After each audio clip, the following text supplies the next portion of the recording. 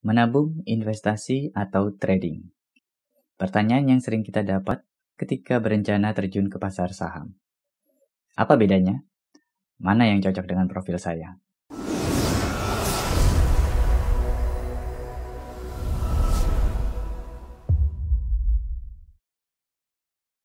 Halo, selamat datang di channel Trader Baik Hati. Di video kali ini saya akan bercerita tentang pertanyaan yang sering kita jumpai, terutama ketika kita mulai tertarik untuk terjun ke pasar saham. Kamu ingin nabung, investasi, atau trading?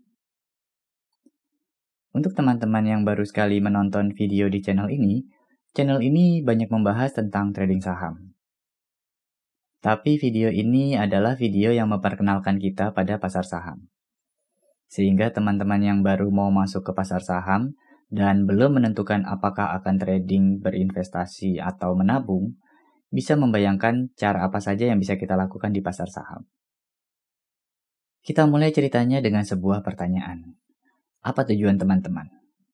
Apakah tujuan teman-teman ingin menyimpan dana yang teman-teman miliki untuk memperoleh passive income dalam jangka panjang, 3-10 tahun misal? Ataukah teman-teman tidak berharap sebuah passive income? Teman-teman punya waktu lebih yang bisa teman-teman luangkan untuk memperoleh penghasilan tambahan dalam rentang waktu yang tergolong jangka pendek. Simpan dulu jawabannya, kita akan mulai bercerita dulu tentang menabung, investasi, dan trading. Apa perbedaan mendasar dari tiga hal ini? Pendapat saya pribadi, menabung dan investasi itu mirip.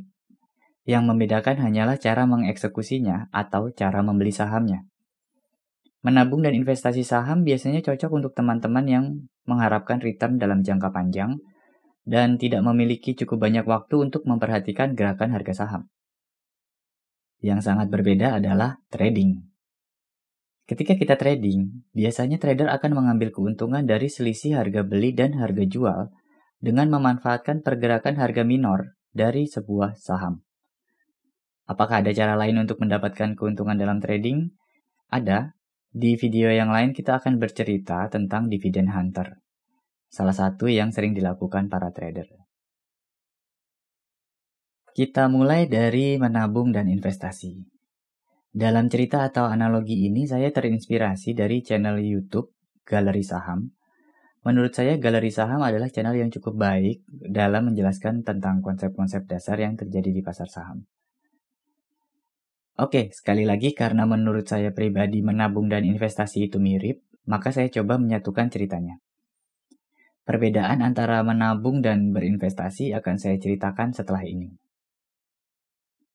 Ketika kita menabung atau berinvestasi di sebuah saham, bisa kita analogikan atau kita samakan dengan berinvestasi di sebuah properti. Kita misalkan rumah. Objek yang kita beli adalah rumah. Kita membeli sebuah rumah dengan tujuan berinvestasi, bukan kita tempati. Apa yang kita harapkan ketika kita membeli sebuah rumah dengan tujuan berinvestasi? Yang pertama tentunya kita berharap harga rumahnya akan naik. Selain kenaikan harga, karena rumah ini tidak kita tempati, kita bisa sewakan rumah ini. Sehingga kita bisa mendapatkan income tambahan yang sifatnya pasif, berupa uang sewa secara periodik, bisa bulanan atau tahunan. Kalau saham, objek yang kita beli adalah kontrak atau surat keikutsertaan dalam modal suatu perusahaan. Tetapi sama dengan berinvestasi pada sebuah properti, ketika kita membeli saham, kita berharap harga sahamnya akan naik. Sehingga nilai aset kita juga naik. Atau biasa disebut dengan capital gain. Kemudian, yang sama juga seperti berinvestasi pada sebuah rumah. Ketika kita memiliki sebuah saham, selain kenaikan harga, kita juga bisa mendapatkan passive income secara periodik dari dividen saham. Apa itu dividen saham? Dividen saham adalah bagi keuntungan dari sebuah perusahaan kepada investor. Perusahaan yang sahamnya kita beli, jika kondisinya baik, umumnya akan membagikan keuntungan tahunan yang diperoleh oleh perusahaan kepada investornya atau pemegang saham. Kita akan mendapat dividen dalam bentuk cash. Dalam hal membagi dividen ini, teman-teman harus selektif dalam memilih saham, karena tidak semua perusahaan yang kondisinya baik akan membagi dividen. Salah satu alasan kenapa tidak membagi dividen bisa karena keuntungan perusahaan tersebut akan dipakai untuk mengembangkan perusahaan. Keputusan tersebut, keputusan untuk tidak membagi dividen, adalah keputusan dari sebuah RUPS, Rapat Umum Pemegang Saham. Di mana di dalam RUPS, pemegang saham terbanyak yang pendapatnya paling berpengaruh. Jika foundernya memegang saham paling banyak, misalkan lebih dari 50%, ya pendapat foundernya yang akan dijalankan. Kejadian ini sama seperti jika kita patungan dengan rekan kita untuk membangun sebuah usaha. Maka kita punya andil di dalam usaha tersebut dan berhak memperoleh pembagian keuntungan. Tetapi jika keuntungannya selalu digunakan untuk mengembangkan usaha, bisa jadi kita sebagai investor tidak terlalu diuntungkan. Jika kita pelaku usahanya langsung, mungkin tidak masalah, karena ada gaji yang dibebankan di biaya operasional perusahaan. Sebagai investor, kita akan melihat demikian. Ia kalau setelah dikembangkan usahanya terus menjadi stabil, dan bisa mulai membagikan keuntungan ke investor setelah stabil. Tapi kalau ternyata malah kolaps ketika dikembangkan, kita jadi tidak memperoleh apa-apa. Bahkan uang kita menjadi hilang. Selain dividen dan capital gain, ada keuntungan lain, tapi tidak pasti, yang bisa kita peroleh ketika kita memiliki sebuah saham, yaitu waran saham. Waran bisa kita umpamakan sebagai sebuah tiket yang diberikan cuma-cuma oleh perusahaan. Tiket ini bisa kita pakai untuk membeli saham perusahaan tersebut di periode yang sudah ditentukan, dengan harga sesuai yang tertulis di waran. Ibaratnya seperti sebuah kupon. Jika kita memiliki kupon tersebut, kita bisa membeli beras sebanyak 1 kg per kupon misalkan, dengan harga Rp10.000. Meskipun saat kita menukarkan kupon tersebut, harga berasnya sudah mencapai Rp15.000. Dan waran, yang kita analogikan sebagai kupon tadi, bisa kita perjualbelikan juga di pasar saham. Jadi misalkan karena kita tidak butuh beras, kita memilih untuk menjual kupon tersebut ke orang yang sedang butuh beras.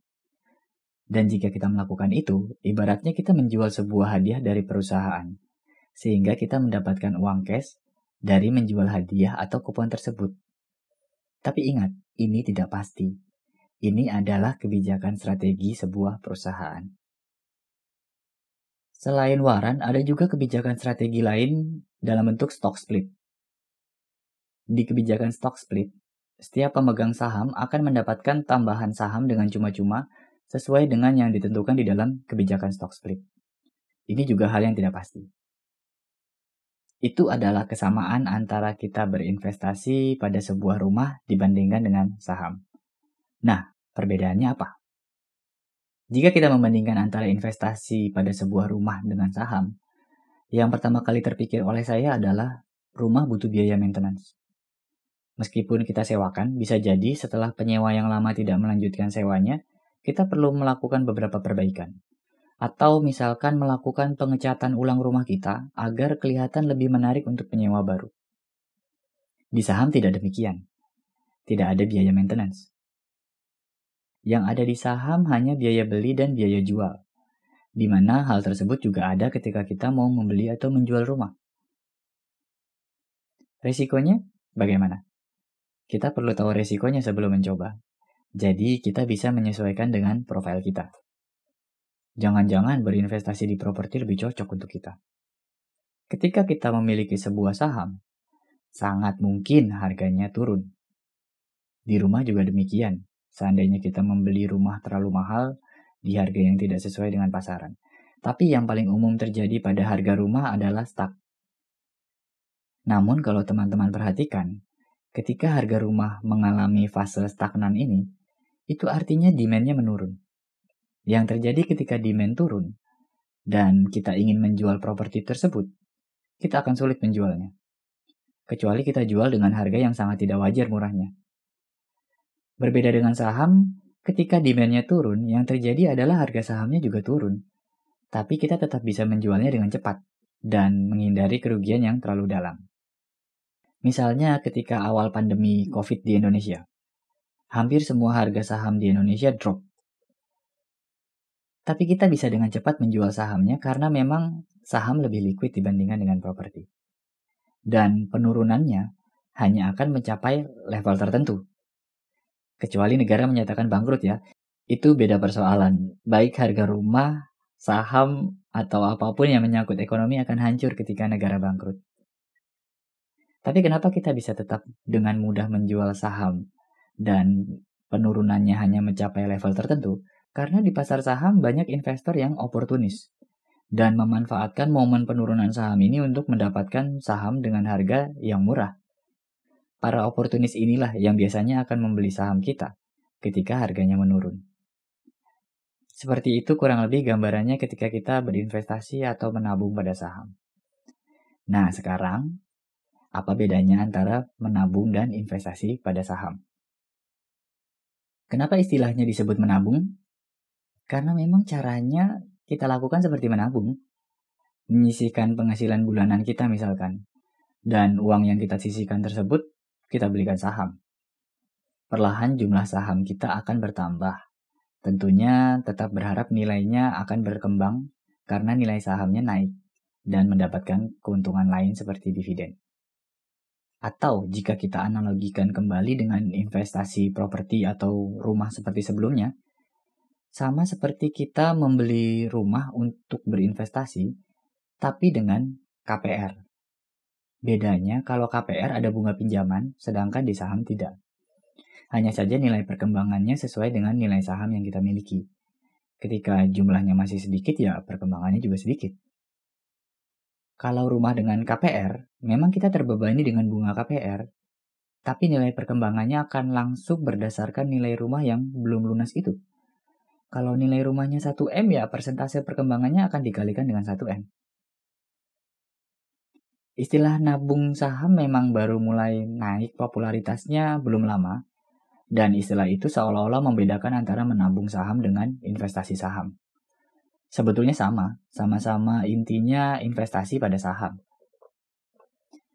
Tapi sekarang ini investasi lebih mengarah ke orang yang menaruh uangnya sekaligus dalam jumlah besar pada saham. Dan cenderung tidak menambah jumlah sahamnya secara rutin. Nah, kita sudah bercerita tentang gambaran investasi dan menabung saham. Sekarang ceritanya kita lanjutkan. Jika kita ingin mulai menabung atau investasi saham, apa yang harus saya lakukan? Bagaimana menentukan saham perusahaan apa yang akan kita beli? Apa yang harus saya perhatikan pada perusahaan yang ingin saya beli sahamnya? Ketika teman-teman ingin membeli saham dan sifatnya adalah investasi jangka panjang, kita menganggap investasi jangka panjang itu range-nya di atas 3 tahun. Yang harus teman-teman perhatikan atau lakukan adalah analisa fundamental. Inti dari analisa fundamental adalah kita mencari tahu perusahaan tersebut sehat atau tidak. Perusahaan tersebut akan menghasilkan keuntungan ke kita atau tidak jika kita membeli sahamnya. Di dalam analisa fundamental, hal yang bisa kita lakukan adalah dengan melihat laporan keuangan perusahaan tersebut. Semua perusahaan yang menjual sahamnya di pasar saham wajib mempublish laporan keuangannya di Bursa Efek Indonesia. Jadi kita bisa mengakses laporan keuangannya. Nah, apa yang perlu kita perhatikan di dalam laporan keuangan perusahaan tersebut? Kita coba lihat nilai equity perusahaan tersebut. Apakah equity-nya konsisten naik setiap tahunnya? Selain itu, profit atau keuntungannya. Apakah konsisten naik juga? Tetapi, ketika kita menganalisa dua hal ini, equity dan profit, kita tidak bisa hanya melihat perusahaan ini saja. Kita perlu membandingkan dengan perusahaan lain di sektor yang sama. Kenapa? Misalkan kita sedang memperhatikan laporan keuangan perusahaan sebuah bank. Selama 3 tahun profitnya naik, tetapi di tahun keempat turun, baru kemudian di tahun kelima naik lagi. Apakah itu artinya perusahaan ini tidak stabil? Apakah artinya tidak konsisten? Atau misalkan ternyata equity dan profitnya naik terus, tidak pernah turun. Apakah artinya perusahaan itu juga sangat baik dan kita harus membeli sahamnya? Belum tentu. Itulah kenapa kita perlu membandingkan dengan perusahaan lain di sektor yang sama. Kita coba melihat laporan keuangan perbankan lain. Ketika turun, apakah perbankan lain juga mengalami hal yang sama? Jika ternyata tidak, perlu kita lihat lagi apa yang menyebabkan hal tersebut. Baru kita bisa menarik kesimpulan apakah tergolong stabil atau tidak. Atau seandainya mayoritas perbankan lain juga mengalami kerugian di tahun tersebut. Itu artinya ada sesuatu yang terjadi pada sektor perbankan. Dan selanjutnya kita bisa membandingkan apakah kerugian yang dialami oleh perbankan yang sedang kita analisa ini lebih besar atau lebih kecil dari perbankan lain. Hal itu juga perlu kita lakukan ketika menganalisa peningkatan equity dan profit. Apakah kenaikannya juga sebesar perbankan lain? Kemudian yang kedua yang perlu kita lihat, apakah perusahaan tersebut konsisten membagi dividen? Karena kita berharap bisa mendapatkan periodic passive income dari sini. Yang ketiga, sebetulnya bukan bagian dari analisa fundamental, tapi ini adalah sebuah tips dari saya yang bisa membantu kita, yaitu tren harga saham dalam jangka panjang. Apakah gerakan harga sahamnya cenderung naik secara jangka panjang? Analisa yang sangat sederhana ini akan sangat membantu kita memperkirakan perkembangan nilai aset kita ke depannya. Kemudian ada pertanyaan, apakah ada perusahaan yang equity dan profitnya konsisten naik, kemudian rutin membagi dividen, tapi trennya turun? Ada. Itu sebabnya saya menyarankan hal ini, supaya selain mendapatkan periodic income, capital gain kita juga konsisten naik. Kita sudah selesai bercerita tentang menabung dan investasi saham. Sekarang kita akan bercerita tentang trading saham. Penjelasan sederhananya, trading itu kita mengambil keuntungan dari selisih harga beli dan jual. Kita beli saham ketika harganya murah dan menjual ketika harganya sudah naik.